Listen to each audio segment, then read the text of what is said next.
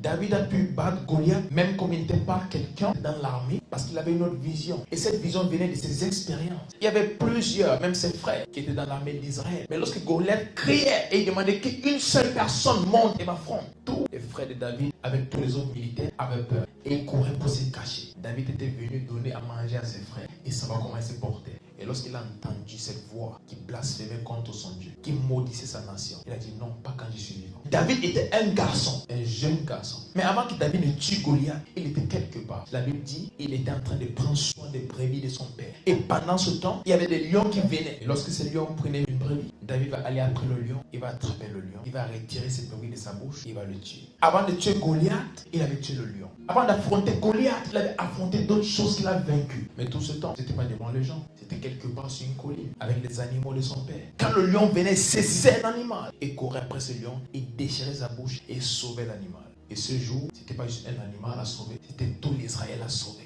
Et le jour où il était devant Goliath, le grand combattant dont tout le monde avait peur, il n'avait pas peur à cause de ses expériences. Ce que tu traverses aujourd'hui qui ressemble à une mauvaise chose, qui ressemble à quelque chose qui te donne l'impression que Jésus-Christ t'a oublié, que les autres avancent et tu es la seule personne qui reste en arrière, que toute autre personne a qu'à de réussir et tu es la seule personne qui échoue. Cette chose-là te prépare pour les batailles du futur que tu vas affronter avec confiance, avec courage, parce que ça ne sera pas la première fois. Tu auras déjà d'autres expériences qui ont bâti la foi en toi. Ce par quoi tu passes, c'est pour bâtir la foi en toi, pour affronter les géants de demain. Et demain, tu vas les affronter comme si c'était des petits. Même quand toute autre personne essaye de fuir, tu pourras les affronter avec courage, parce que tu es déjà habitué.